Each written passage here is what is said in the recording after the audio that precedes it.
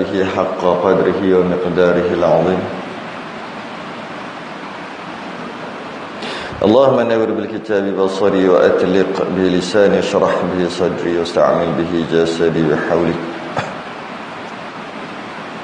وقوتك فإنه لا حول ولا قوة إلا بك سبحانك لا علم لنا إلا ما علمتنا إنك أنت العليم الحكيم ولا حول ولا قوة إلا بالله العلي العظيم. أما بعد. Alhamdulillah, pagi ni kita sambung pengajian kitab Al-Jawhar Al-Mawhub wa Munabbihatil Qulub pada perbahasan peringatan bagi penuntut ilmu dan penyampai ilmu, pelajar dan pengajar, penuntut ilmu dan penyampai ilmu, peringatan, tanbih. Kemudian sebelum ni diberi amaran-amaran pada kita bagi orang yang belajar, syarat-syaratnya, ada adabnya. Bagi orang yang mengajar juga begitu, ada adab dan syaratnya. Kemudian ada satu hikayat, satu cerita, ada dua cerita. Kita baru baca satu cerita, satu hikayat. Dua orang bersaudara. Seorang tu ikut hawa nafsu, seorang tu buat ibadah. Akhir sekali mati dua-dua, belaga. Seorang ni nak taubat, dia kata bagus saudara aku seorang lagi tu buat taat aja, aku ni buat maksiat, rasa menyesal. Yang buat taat tadi tu, dia kata sedapnya saudara aku, sahabat aku, relax je dia buat jahat, macam-macam dia boleh ikut nafsu dia, aku tak boleh. Nak try, nak cuba kata. Nak cuba buat dosa. Ya, seorang tu nak taubat. Orang kan tergelincir kaki, mati. Yang abid tadi, yang buat ibadah tadi, mati itu mati buruk lah, mati su'ul khatimah. Yang asalnya buat taat, tapi dia berniat nak buat maksiat, tapi mati. Yang buat maksiat berniat nak buat taat, yang itu kira mati baik. Sebab kita dikira pada penghujung hayat kita. Sebab tu kita minta doa husnul khatimah, kesudahan yang baik. Sebab yang dilihat pada kita adalah penghujung hayat. Jadi kat sini sebagai satu kelegaan bagi kita, yang mana awal-awal tu walaupun bukan orang baik, dah tua sekalipun masih lagi ada peluang, kerana yang dilihat orang tu baik atau tidak saat kematian dia tu. Saat kematian dia sebagai petanda dalam kubur kat padang mahsyar nanti dia macam mana. Jadi sentiasa kita ada peluang. Tu hikayat yang pertama, secara ringkaslah, dah baca dah sebelum ni. Hikayat yang kedua, hikayat ni ceritalah kisah yang kedua. Qala al-mu'allif rahimahullah ta'ala, muka surat 21, Rumi Jawi muka surat 12. Hikayat yang kedua.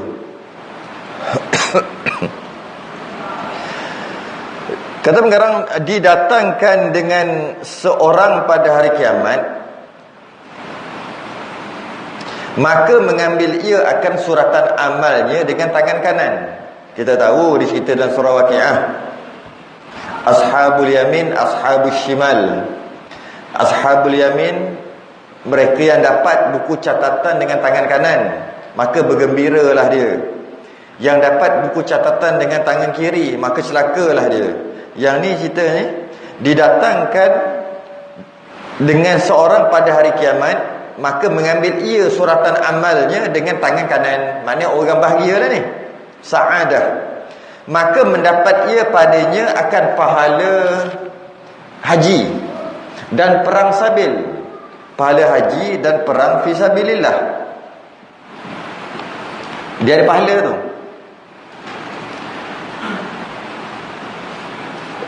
Dan sedekah. Sedekah pun ada juga. Sedekah pun ada. Yang tiada ia kerjakan dia pada dunia. Seingat dia tak ada buat masa kat dunia. Maka berkata ia, hai Tuhanku, ini bukan suratanku. Ya. Kita ni kalau dapat kelebihan dekat atas dunia, kita buat diam kot. Kadang-kadang kita beli barang baki tu RM2, tiba-tiba dia bagi RM12. Contoh kan, saya nak kira, kita buat diam ke kita bagi balik RM10 tu? Kadang-kadang di dunia begitulah kita. Bila kita dapat untung kita buat diam saja. Kalau tak cukup baru kita, kalau rugi kita baru kita cakap. Yang ni tidak, hai Tuhanku, ini bukan suratan aku. Ni salah buku ni. Ni bukan buku aku. Salah buku ni. Tiada aku berbuat sesuatu daripada demikian itu. Aku tak ada buat haji. Aku tak ada perang fisabilillah. Aku tak ada sedekah. Banyak ni. Salah buku ni. Tengok nama kat depan tu betul dah. Betul dah. Tapi tengok isi dalam macam salah. Aku tak pernah buat benda ni. Maka firman Allah Ta'ala, ini surat engkau. Ya, ni buku engkau lah ni. Dan engkau berkata,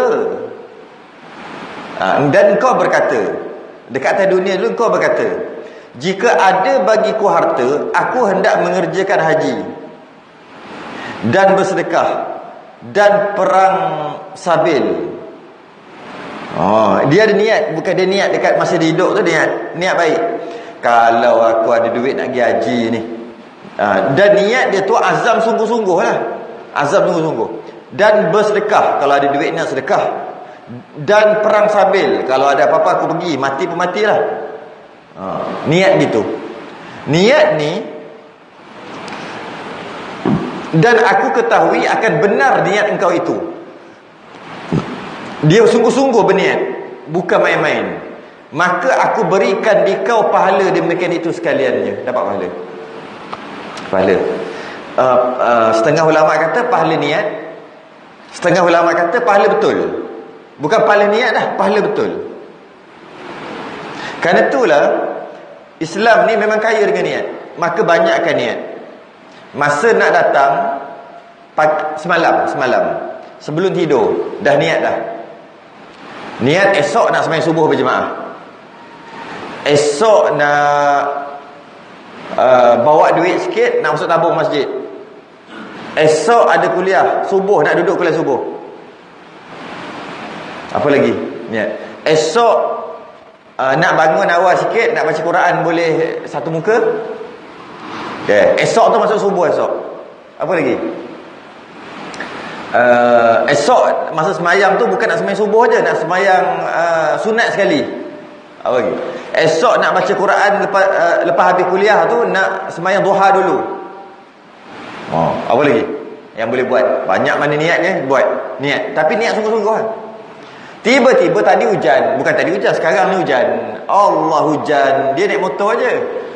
Dia tak ada kereta, contohlah. Buat masalah macam mana pun. Tak jadi. Dia semayang kat rumah je. Semua pahala tadi, pahala sedekah berapa dia niat tu? Semua dapat dah. Pahala dengar kuliah dapat dah, walaupun dia tak dengar. Pahala semayang berjemaah dapat, walaupun dia semayang kat rumah dapat 27 juga. Dan semualah apa yang dia niatkan. Tapi niat tu, ataupun niat ni bahasa Melayu ni, dia ada tahap dia. Yang ini niat ni maksudnya dia nak buat sesuatu, tapi tak buat lagi, dia baru niat. Dia ada tahap dia. Dia ada niat sekadar lintasan hati, sikit aja. Yang itu tak dapat pahala.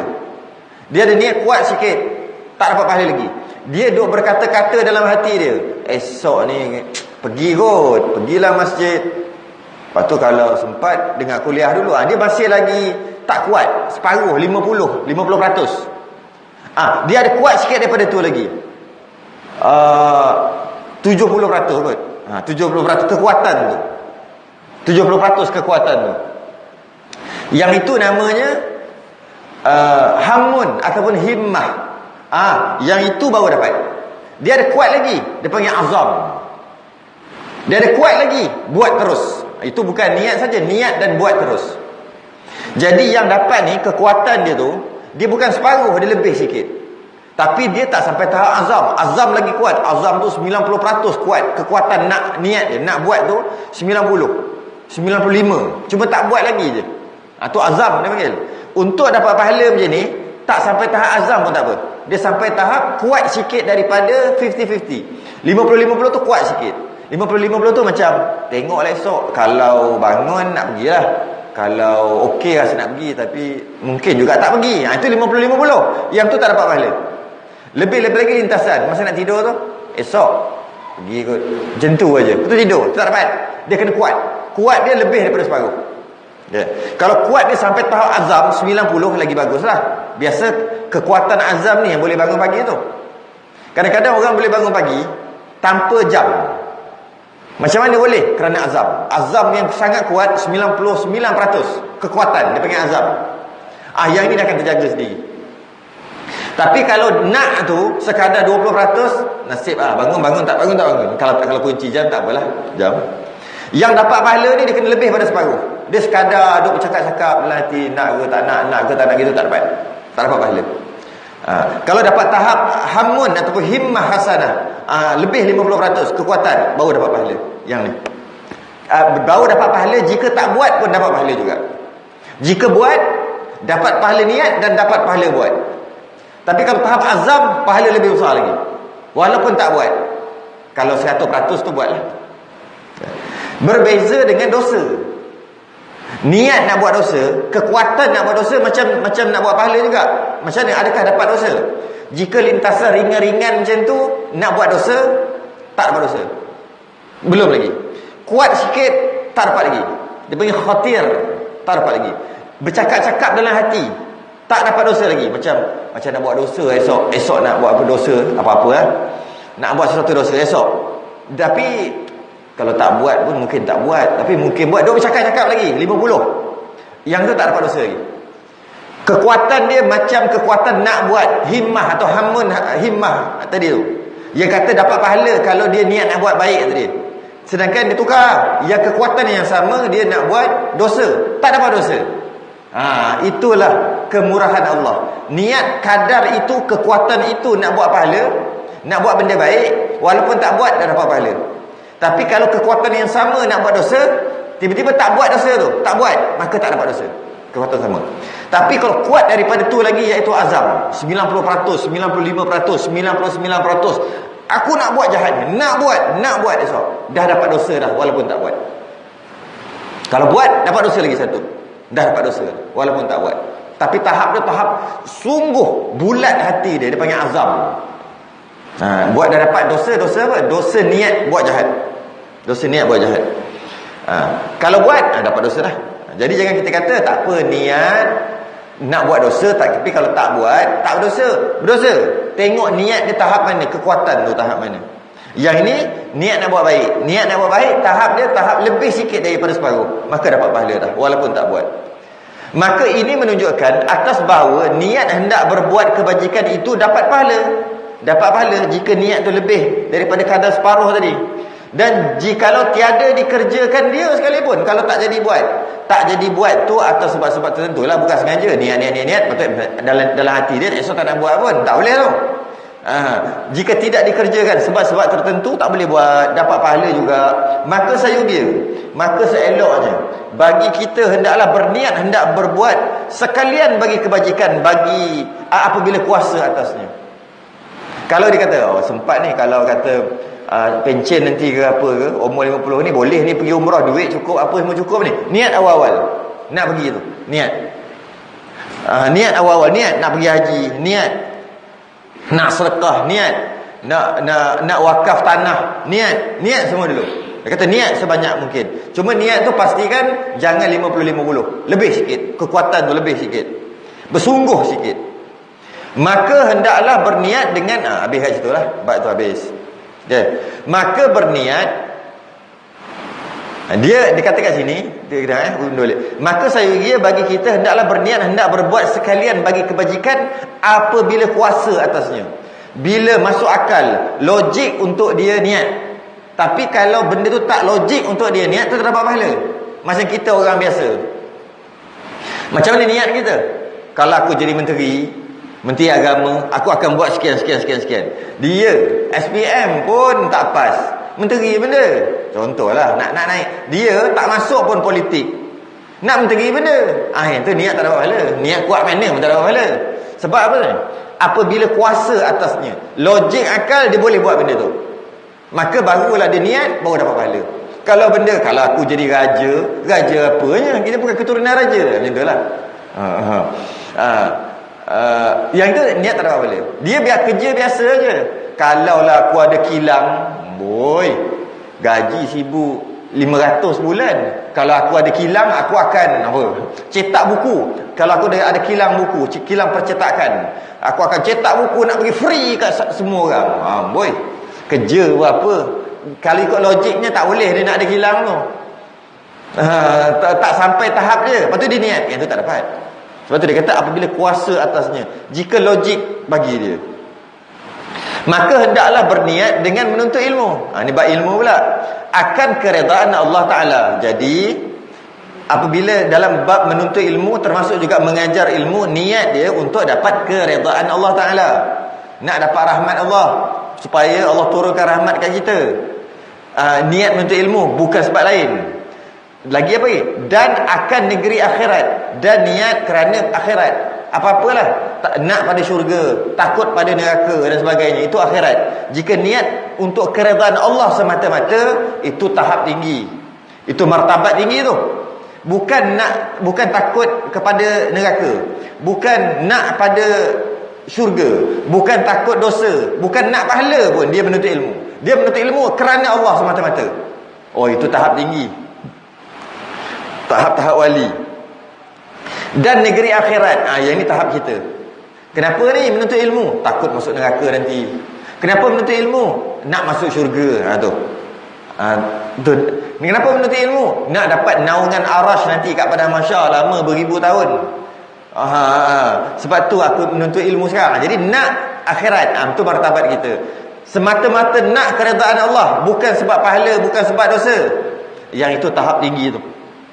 Dan itu tujuan menuntut ilmu.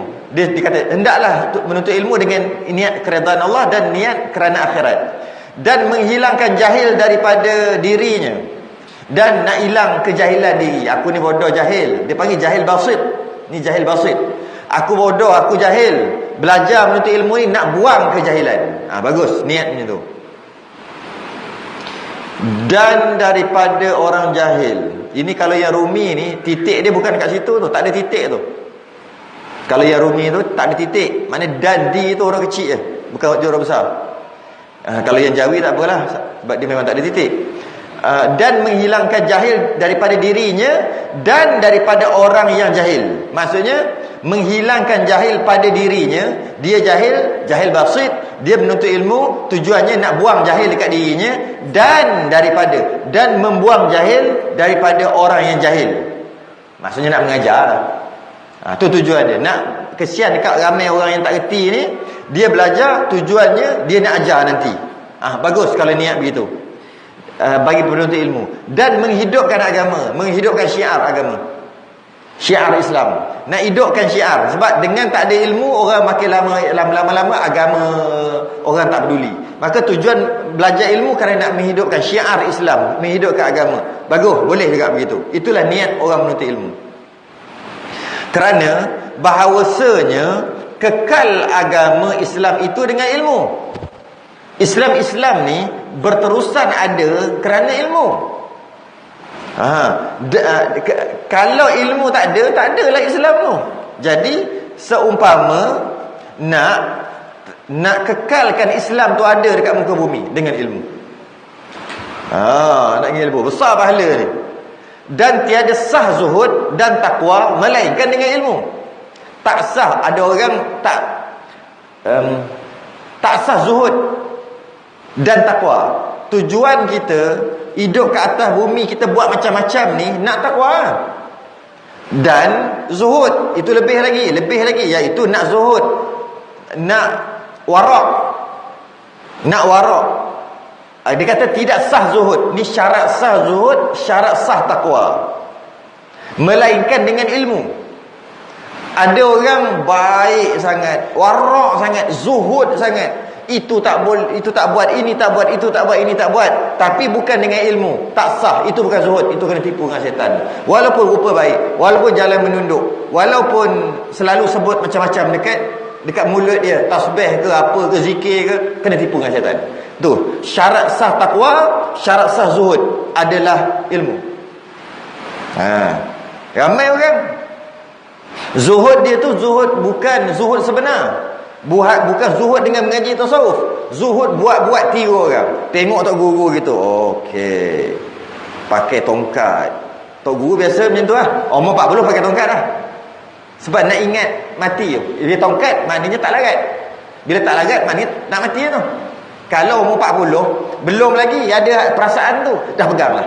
Lebih-lebih lagi umur 50, 60. Kadang-kadang bukan sakit kaki pun, bukan sakit lutut pun, nak ingat tongkat ni aku dah tua dah, aku kurang nafsu sikit.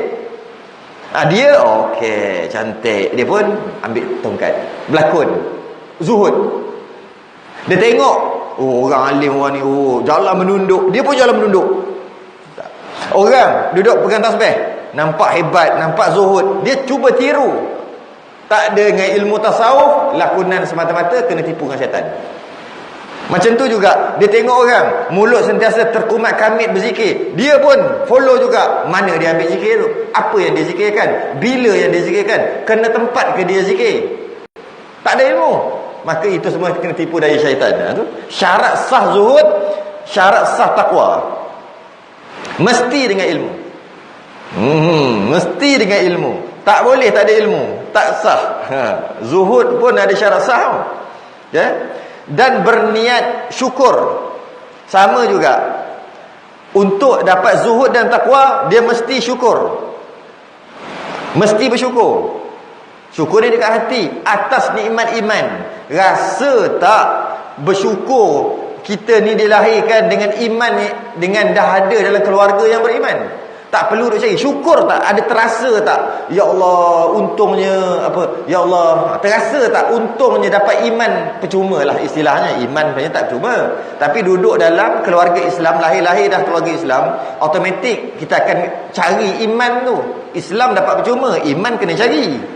Cuma dapat, senang dapat, berbanding dengan orang kafir. Kalau Allah takdirkan kita lahir dalam keluarga orang kafir, macam mana?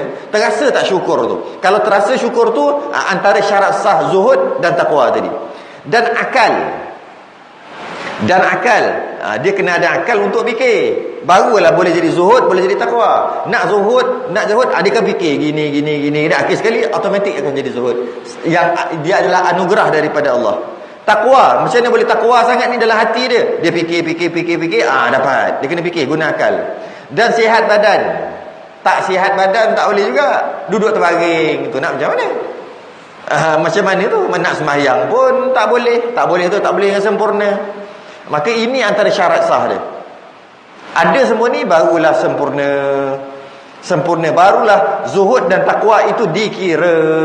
Jangan duk buat-buat, jangan duk lakon-lakon. Benda ni tak boleh lakon. Takwa tak boleh lakon, zuhud tak boleh lakon. Zuhud dan takwa anugerah daripada Allah setelah kita mendapat kefahaman, yang mana kefahaman tu kita dapat dengan belajar ilmu. Dia bukan, memanglah ada orang dapat zuhud dan takwa daripada direct daripada Allah, yang dipanggil ilham, ataupun istilah dipanggil laduni. Memang ada, bukan tak ada. Tapi umumnya mesti atas jalan kasab, atas jalan usaha ikhtiar untuk dapat kepahaman, kemudian baru dapat, dengan kepahaman tadi dapat zuhud dan dapat takwa, dapat warak. Dan jangan berniat dengan menuntut ilmu itu akan berhadap manusia kepadanya. Jangan menuntut ilmu tu tujuannya nak bagi orang pujilah, maksudnya kerana orang. Kerana orang. Nanti dia cakap nanti, orang tak boleh lawan sebab dia belajar punya orang. Jangan niat gitu. Dan mendatangkan dunia. Belajar tu kerana nak dunia. Nak duit lah, nak harta dunia. Dan jangan belajar tu juga menuntut ilmu nak kemuliaan pada raja-raja. Maksudnya dia orang pembesar memuliakan dia. Seronok tu duduk VVIP. Seronok tu. Saya pernah duduk antara tempat VVIP. Rasa lain sekali, tapi rasa lain macam. Rasa macam dah ahli syurga dah. Muja Allah sedarkan lepas benda tu. Iya. Kadang-kadang kita tak perasan benda tu. Duduk sekali dengan bukan VIP, VVIP. Dalam bahagian agama. Rasa macam aku ni sama ni tok guru ni, semua geng aku sama ni, sama-sama masuk syurga ni. Rasa gitu. Padahal kita ni kebetulan aja. Kebetulan aja kita ni semata-mata. Tiba-tiba terasa begitu. Sebab tu kata mengharap kemuliaan pada pembesar, raja-raja besar-besar, orang besar. Dimuliakan. Maka belajar kerana nak kemuliaan tu. Nanti boleh duduk dengan orang besar-besar, duduk dengan tok guru, dengan orang-orang hebat, dengan orang-orang yang berjawatan, sebab ada agama kat situ. Boleh masuk TV dan sebagainya. Macam tu lah. Niat macam tu dah salah dah niat tu. Dan lainnya, dan kiahlah lain daripada dunia, apa-apa hal masalah dunia, maka tiadalah dapat fadilat menuntut ilmu yang tersebut. Tak dapat. Ilmu dia tak dapat apa-apa. Ilmu dia tak membawa dia keselamatan akhirat. Malah ilmu tu akan memberi ancaman dia dekat akhirat nanti. Hati-hati. Sebab tu kita minta ilmu yang bermanfaat. Minta pada Allah, ya Allah anugerahkan kepada aku ilmu yang bermanfaat. Bukan ilmu biasa saja. Ilmu saja tak manfaat, aku tak nak. Aku nak ilmu yang bermanfaat. Dan hendaklah bagi orang yang menuntut itu memelihara akan segala adabnya. Macam mana nak dapat manfaat ilmu tu? Macam mana nak dapat fadilat ilmu? Dia kena jaga adab. Memelihara akan segala adab. Kerana tiada mencapai akan ilmu, tak dapat manfaat ilmu, dan tiada manfaat dengan dia, tak mencapai hakikat ilmu sebenar, dan tidak mencapai hakikat kefahaman sebenar, dan tiada mencapai manfaat ilmu. Ada ilmu tapi tak ada manfaat dengan dia, dan tiada berkat padanya, tak ada berkat ilmu tu melainkan dengan beradab. Berapa ramai kita boleh tengok sekarang ilmu banyak dengan cara dia bercakap, tapi adab tak ada. Media sosial boleh tengok dekat media sosial. Yang kita tengok status dia, tengok yang dia share, semua yang baik-baik. Tengok orangnya, nampak orang yang baik, nampak ada berilmu, janggut ada, pakai serban, pakai rida, nampak orang-orang yang berilmu, cara cakap pun nampak. Tapi time berlaku apa-apa, tengok dia komen. Hilang adab. Hilang. Lebih teruk lagi kadang-kadang daripada orang yang bukan orang biasa-biasa. Hilang adab ilmu tu. Cek balik ilmu. Niat belajar tu apa? Belajar tu nak berbahas, berdebat ke apa tujuan belajar tu? Sebab apa? Sebab ilmu dia ada, tak dapat manfaat kat dia. Ilmu dia tak ada berkat pun macam tu. Ada ilmu tapi kenapa cakap macam ni? Kenapa cakap uduh je ni? Tak ada adab ni. Kenapa ni? Kadang-kadang. Apabila kalau orang tu salah, dia menegur. Menegur dia tu dengan tak dia beradab. Menegur dia tu bukan nada insaf. Tegur tu dengan sindiran dan menghina. Jika ada orang salah, dia mungkin sama-sama. Biasanya orang ada ilmu sama-sama ada ilmu. Ustaz ke apa sama ada ilmu. Tapi bila seorang tersalah, salah, dia ni tahu salah, maka dia tegur. Dia tegur tu bukan nada dia, tone dia tu bukan insaf. Bukan betul kan? Dengan sindir, dengan terasa dia tu, oh, aku tak ada salah. Dia jadi besar pula. Dia tegur tu. Padahal tegur tu nada insaf dengan maksud apa? Nak tegur sikit. Nada insaf lain dengan nada menghina dan menyindir lain. Insaf ni dia bagi tahu, dia tegur dalam keadaan dia bimbang, takut dia jadi gitu juga. Sebab dia juga sama je, cuma orang ni salah. Dia nak tegur. Itu yang berlaku sekarang ni. Jadi hati-hati lah. Orang ada ilmu pun kena hati-hati. Setan sekarang dah tak macam dulu lah setan sekarang. Setan pun masuk sekolah juga, cara nak ajar, cara nak hasut orang yang ada ilmu. Jadi nak tak nak, untuk mengelakkan daripada perkara tadi, hendaklah dengan beradab. Maka dia nak beritahu macam mana adab tu, adab menuntut ilmu, supaya berkat, supaya ada manfaat ilmu tu, supaya mencapai hakikat sebenar ilmu. Dan setengah daripadanya membesarkan ilmu, dan setengah daripadanya nak dapat adab tu adalah membesarkan ilmu. Maksudnya kalau ilmu tu dia macam orang, kalau macam contohnya orang ni tengah bercakap tentang satu ilmu, satu hukum, dia terus duduk, padahal dia duduk kat tepi tu, dia membesarkan ilmu. Bukannya dia bercakap, ni cerita bercakap kedai kopi gitulah. Apabila dah jumpa ramai-ramai tu, dia bercakap dengan ni, dia bercakap dengan ni. Tiba-tiba yang 2 orang 3 orang ni dia bincang tentang ilmu, yang 2 3 orang lagi dia bercakap hal lain. Bila dia dengar ilmu, dia duduk diam, dia dengar balik. Tu membesarkan ilmu. Jumpa orang-orang yang ada kelebihan tentang ilmu, dia mesti tanya pasal ilmu. Ustaz, kalau macam ni, apa hukumnya gini. Dia sentiasa bincang. Ini membesarkan ilmu. Sedangkan boleh je tanya benda lain, tapi dia membesarkan tentang ilmu. Tu antara ilmu tu manfaat dan ilmu tu berkat, dan orang yang beradab dengan ilmu. Dan ahlinya, dan ahli ilmu tadi, orang yang ada ilmu, maka dia membesarkan, dia respect. Bukan dia kata bukan Nabi maksum. Walaupun dia banyak ilmu, dia tak terdedah dengan kesalahan. Mungkin dia buat salah, ada pula cakap gitu. Patutnya dia kena besar, respect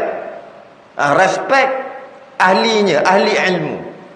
Dengan dia respect ahli ilmu, yang ini terbukti, saya lihat sendiri, bukan depan mata, boleh tengok sendiri, yang ini terbukti, yang mana dia ni memang respect sungguh, membesarkan ahli ilmu.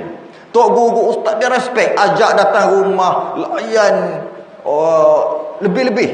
Dia jenis slow sikit, dia bukan jenis pandai sangat, dia orang biasa aja.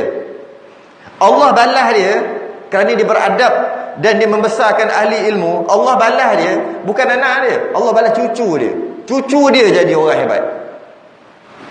Tu kadang-kadang kalau kita tengok orang tok dulu, dia sangat membesarkan ahli ilmu. Dalam keadaan kita tengok Allah akan balas anak-anak dia. Kalau Allah tak balas anak dia pun, Allah akan balas cucu dia. Biasanya cucu, anak biasa je. Sebab bila seorang tu membesarkan ahli ilmu, masa tu dah ada anak dah. Anak tu pun dah ada perangai masing-masing dah. Jadi mereka Allah balas dekat cucu. Ini saya nak nampak, tengok sangat jelas. Cuma kalau orang perhati je, orang tak perhati dia tak nampak. Perhati sangat jelas. Dia ni orang baiklah ni, pakcik ni tua dah ni macam ni. Anak dia, cucu dia, Allah bagusnya cucu dia. Kalian tengok. Ada orang kata, aku tengok kau ni budak tu umur 15 tahun. Saya kenal dia masa dia umur 15 lagi. Balik sekolah, singgah masjid, surau, semayang. Dia seorang 2 je. Budak-budak lain ada sekolah menengah. Ayah betul, ada seorang ni kata, aku kenal ayah kau. Ayah kau ni biasa, macam orang biasa je. Kenapa kau ni baik pelik ni? Pada nampak minat pada ilmu, baik pelik ni. Tengok Tok Wan dia, Tok Ki. Tengok Tok Ki. Rupanya Tok Ki, dia membesarkan ahli ilmu. Mentakzimkan, respect ahli. Walaupun dia tu biasa. Dia tu biasa je. Allah akan balas kerana adab dia. Dan membesarkan gurunya. Respect kat guru. Ialah dah ambil ilmu kepada dia, kenalah respect dia. Apa sahaja ilmu yang kita ambil pada dia, kenalah membesarkan, kenalah respect.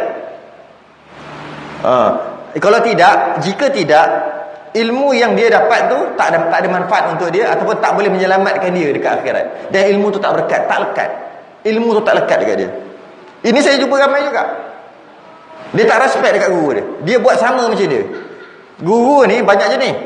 Kadang-kadang guru yang menjaga perhubungan dengan murid, jaga sungguh-sungguh, jaga segala-galanya. Jadi dia memang tak cakap lebih-lebih dengan muridnya. Murid dia pun, dia ada sentiasa ada adab tu yang dijaga. Ada yang dia cuba menurunkan sikit, dia tu turunkan sikit martabat dia tu supaya anak murid dia selesa. Jadi macam kawan. Makan sekali ke apa, dia turunkan sikit. Sedangkan ada guru-guru yang dia jaga. Kalau tengah makan ke apa ke, dia tak cakap banyak. Tanya, dia jawab. Kadang-kadang dia jawab. Dia jaga sentiasa.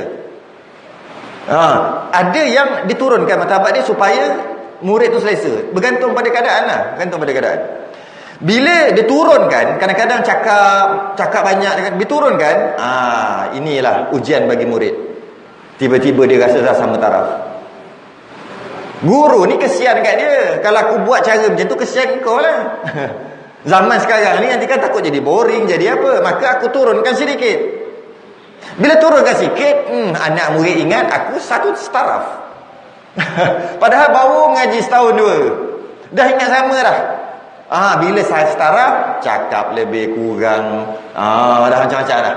Hilang respect sebagai guru. Yang ada respect sebagai kawan aja. Dah jadi kawan pula. Kawan tak apa, tapi mana guru tadi tu? Perasan tak? Dia turunkan tu.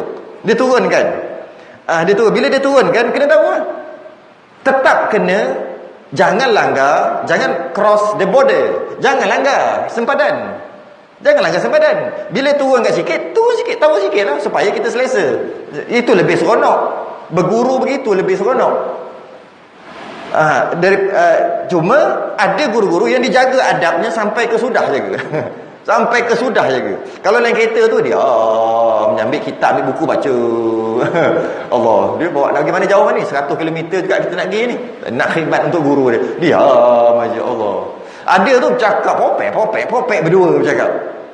Kenapa guru dia buat gitu tu? Nak bagi kau selesa. Jadi jangan lupa daratan. Tapi ramai orang lupa daratan.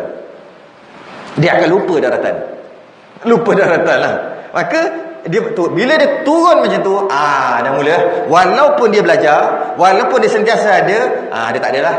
Walaupun dia kata, aku yang bawa guru ni, aku yang join dia, aku yang sama-sama dengan dia tak ambil dah. Duduk kat depan, pegang kitab, tapi tak ambil dah. Dia bukan tak nak ambil, berkat tu dah hilang. Sekarang adab dia tadi. Dah, dia macam, tak payah dengar sangat pun. Aku sekali, sama. Tak payah ambil. Dia soalan lagi tu, dia hilang, dia lupa. Padahal dia baru setahun dua je. Sebelum tu lara je. Hati-hati. Ini ujian bagi penuntut ilmu. Patutnya tetap jaga. Cuma sikit-sikit lah. Bila dia kata dia dah banyak borak je lah. Tapi janganlah hilangkan, janganlah langkah tu. Janganlah pada pendapat saya. Boy, dah boleh pendapat saya dah pula. Siap boleh hajar lagi gini ikut pendapat dia. Tapi kalau guru yang menjaga, tak berani cakap gitu. Yang jaga betul. Dia tidak menurunkan martabat dia dengan anak murid. Dia jaga betul. Tak dia cakap pendapat dia. Tak ada.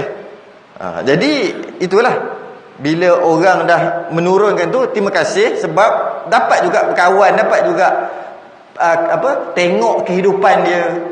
Ialah barulah dapat tahu kehidupan. Bila dah bawah sikit, boleh tanya orang rumah, boleh kan? Kalau guru nak tengok orang rumah guru, boleh tanya. Mana boleh tanya, guru tu diam aja. Jaga je adab-adab. Tiba-tiba kita nak tanya, macam mana orang rumah sihat dah? Macam lain macam je. Tapi kalau dia turunkan tahap, dia boleh tanya pasal rumah, pasal anak-anak, pasal apa. Maka dia boleh tengok, ni kehidupan guru aku. Dia pun boleh tiru lah. Dia boleh tiru kehidupan yang baik. Sebab guru dia baik. Rugilah kalau orang yang terus dia terasa dia satu level, dan ramai orang terpedaya kat sini. Akhir sekali guru dia kata, lama sangat dah ni aku bagi can kat dia ni. Dia tetap begitu. Guru dia pun lagi tak nak rapat dah. Lagi dia rugi. Dan dia kekal terasa macam orang besar-besar. Setan dah. Maka guru-guru lain pun dia dah setara.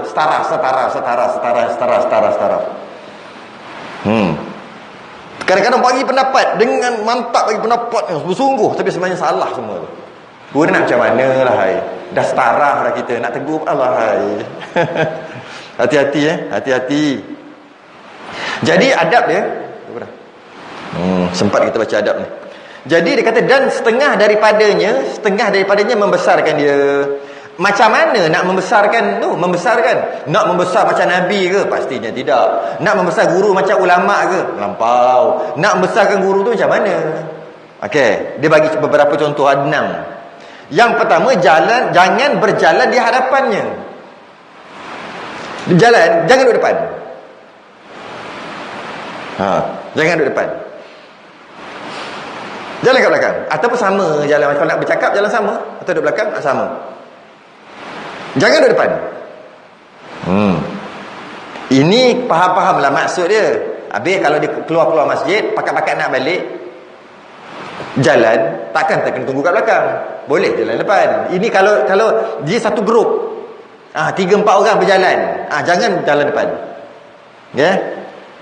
Kalau kita ambil secara straight macam tu, tapi orang dulu ambil secara begitu lah. Guru dia keluar dulu, baru pakat-pakat keluar. Selagi tak bergerak, dia tak bergerak.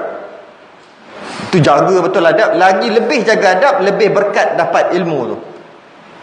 Kadang-kadang ilmu tu tak dapat ketika belajar. Dia dapat bila guru dia mati.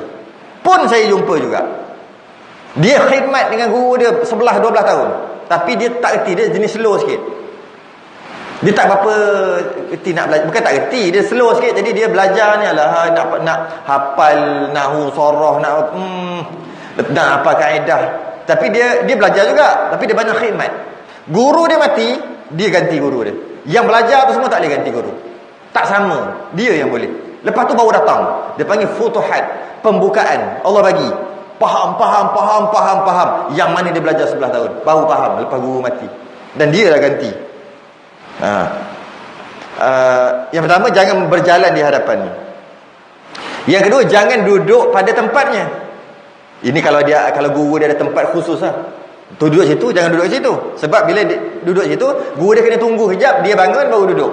Macam guru pula kena tunggu dia. Ini kalau ada tempat duduk yang khusus. Yang ketiga, jangan memulai perkataan. Maksudnya jangan bercakap kalau guru tak bercakap. Kalau kata, macam mana? Angkat cakap, baru boleh start cakap. Jangan dia mula dulu. Itu adabnya. Ini bukan dosa. Ini bukan cerita dosa, bukan. Ini cerita tentang nak dapat keberkatan ilmu. Nak dapat manfaat ilmu. Nak dapat kefahaman ilmu. Jangan membanyakkan perkataan. Jangan banyak bercakap berbanding guru dia. Jangan banyak bercakap. Kalau kita tengok perkataan. Ini juga sama. Bila guru dia turunkan sikit tu supaya boleh borak, dia bercakap lagi banyak. Popek. Cerita pasal diri dia je. Cerita pasal dia. Cerita pasal ilmu yang baru dia belajar, contohnya. Banyak berlambak-lambak cerita.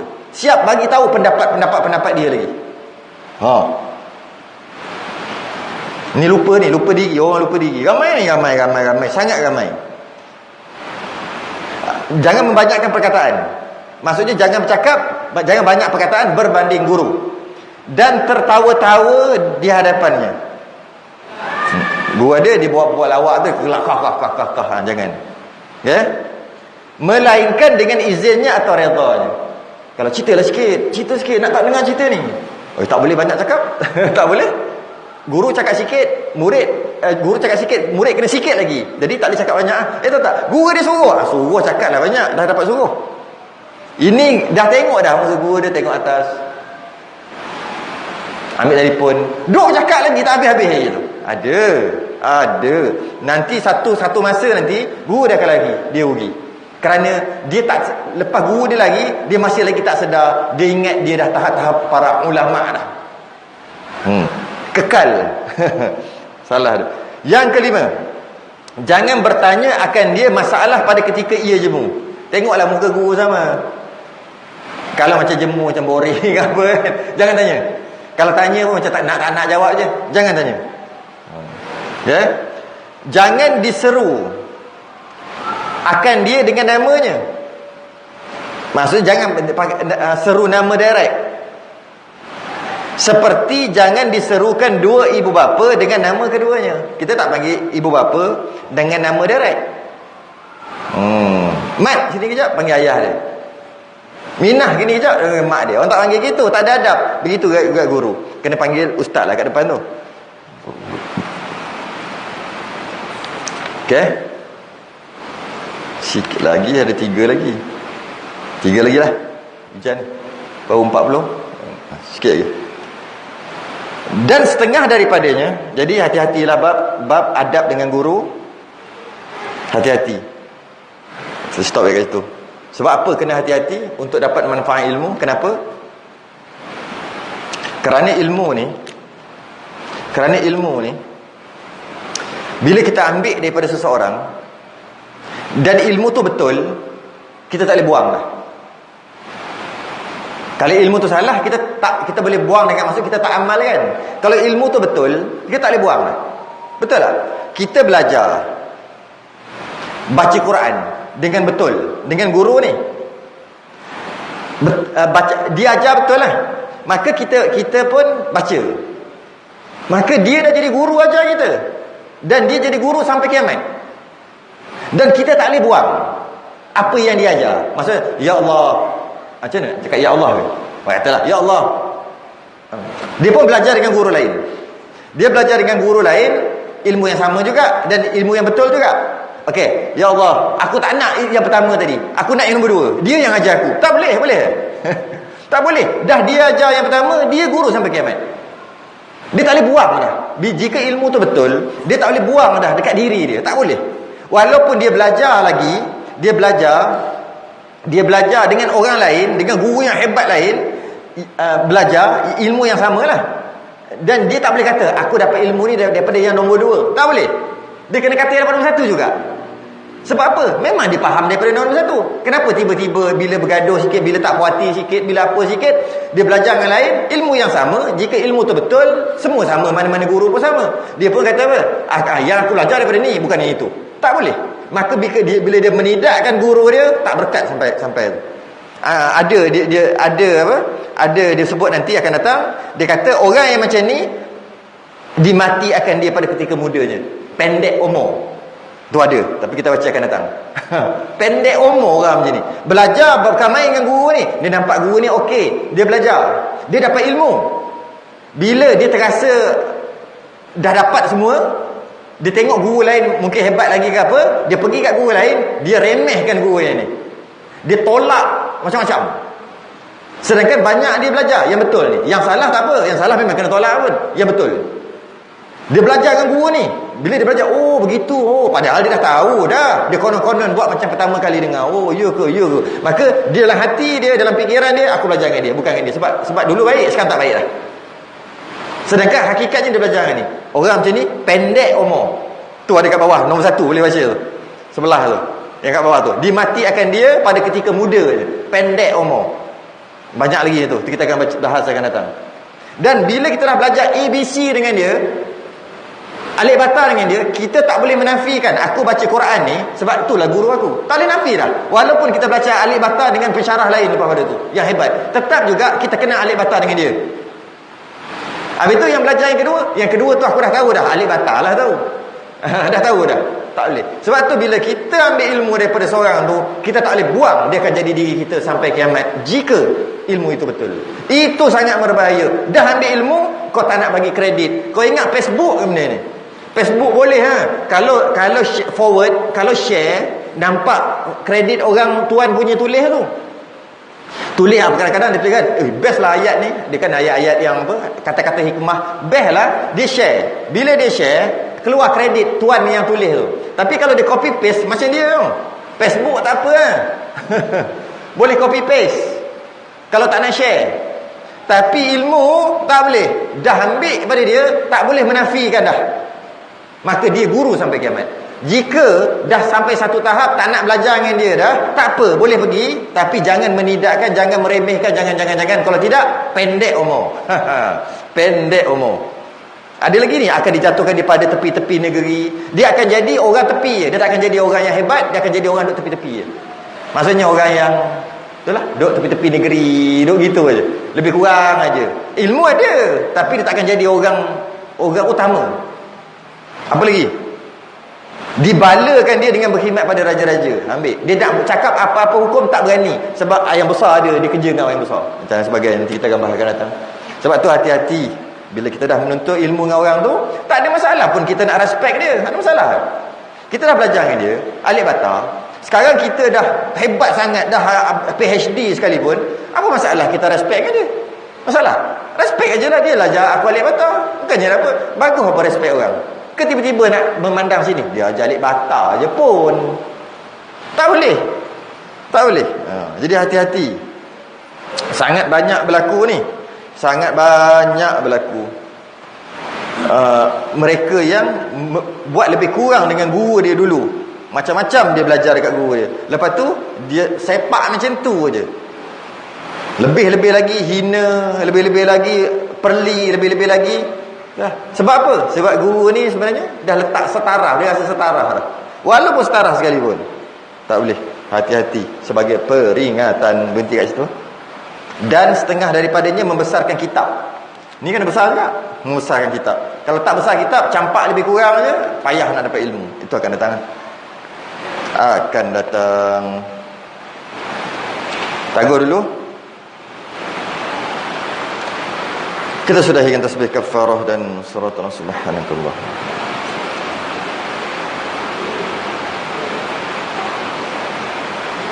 Assalamualaikum warahmatullahi wabarakatuh.